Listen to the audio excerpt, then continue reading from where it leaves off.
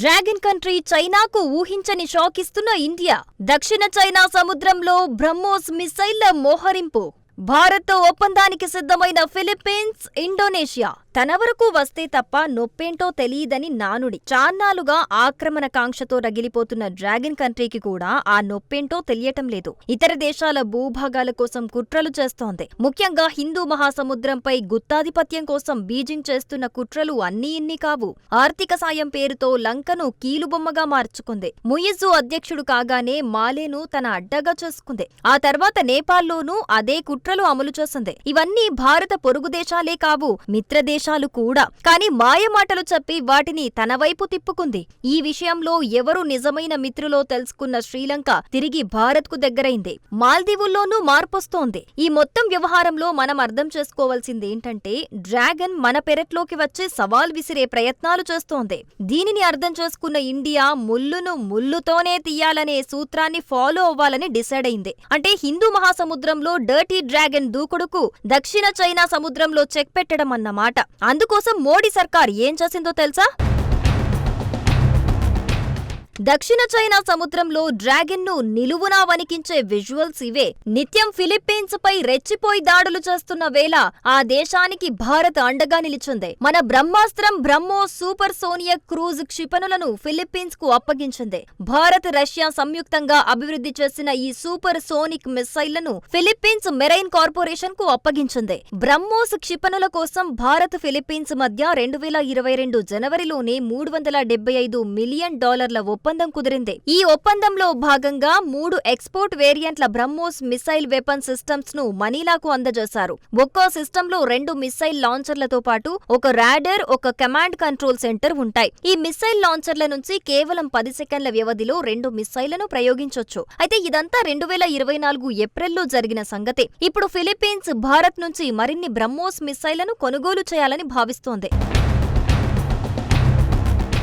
2024లో Philippines కు విక్రయించింది భూ ఆధారిత యాంటీ-షిప్ క్షిపణి వ్యవస్థలు. వాటిని నేల మీది నుంచి మాత్రమే కాకుండా జలాంతర్గాములు, నౌకలు, యుద్ధ విమానాల నుంచి కూడా ప్రయోగించవచ్చు. అయితే ఇప్పుడు ఫిలిప్పీన్స్ కొనాలనుకుంటున్న మిస్సైళ్లు బ్రహ్మోస్ యాంటీ-షిప్ కోస్టల్ క్షిపణి వ్యవస్థలు. సముద్ర యుద్ధాల్లో వీటిని గేమ్ చేంజర్స్ గా రక్షణ నిపుణులు చెబుతారు. ఫిలిప్పీన్స్ మొత్తం 9 క్షిపణి వ్యవస్థలను కొనాలని మన దేశంతో చర్చలు జరుపుతోంది. వీటిని విక్రయించడానికి భారత్ కూడా సిద్ధంగా ఉంది. ఎందుకంటే భారత్ నుంచి బ్రహ్మోస్ క్షిపణులు కొన్న తొలి దేశం ఫిలిప్పీన్సే. పైగా ఆ దేశ రక్షణకు అండగా ఉంటామని భారత్ హామీ ఇచ్చింది. కాబట్టి మన బ్రహ్మాస్త్రాలు ఫిలిప్పీన్స్ చేరటానికి ఎంతో టైం పట్టకపోవచ్చు. ఒక్కసారి ఇవి ఫిలిప్పీన్స్ చేతికి చిక్కితే దక్షిణ చైనా సముద్రంలో రెచ్చిపోతున్న చైనాకు చెక్ పడటం ఖాయం. అయితే సౌత్ చైనా సముద్రంలో భారత్ ఆడుతున్న ఆట ఇక్కడితో అయిపోలేదు. మరో మాస్టర్ స్ట్రాటజీని తెరపైకి తెచ్చింది.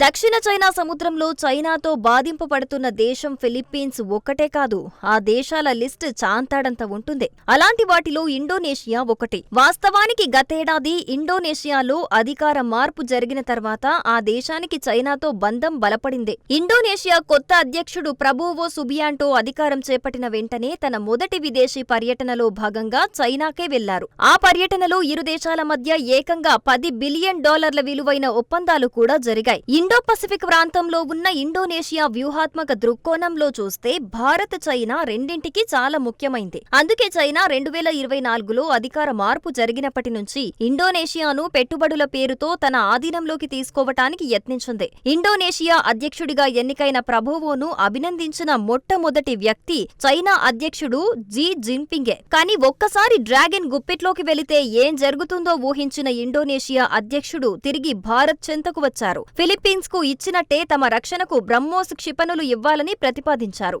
ఆల్రెడీ ఆ చర్చలు తుది దశకు కూడా చేరుకున్నాయి. 2020 జులైలో ఇండోనేషియా రక్షణ మంత్రి భారత్లో పర్యటించారు.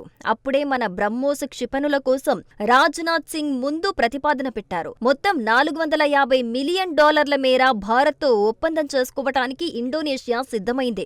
భారత గణతంత్ర దినోత్సవం రోజునే ఈ ఒప్పందం ముగించబోతున్నట్టు వార్తలొస్తున్నాయి. రిపబ్లిక్ డే వేడుకలకు ముఖ్య అతిథిగా ఇండోనేషియా అధ్యక్షుడిని ఆహ్వానించటం వెనుక వ్యూహమదే. ఈ డీల్ ఫైనల్ అయితే దక్షిణ చైనా సముద్రంలో డ్రాగన్ డర్టీ గేమ్స్ ఇక ఎంత మాత్రమూ సాగవు. భారత్ లక్ష్యం కూడా అదే. దక్షిణ చైనా సముద్ర దేశాలను రక్షణ పరంగా బలోపేతం చేసి చైనా భద్రతను రిస్కులో పడేయాలన్నదే. అలా చేస్తే తప్ప డర్టీ డ్రాగన్ దారికి రాదు. మరి ఈ విషయంలో ఎంతవరకు సక్సెస్ అవుతుందో వేచి చూడాల్సిందే.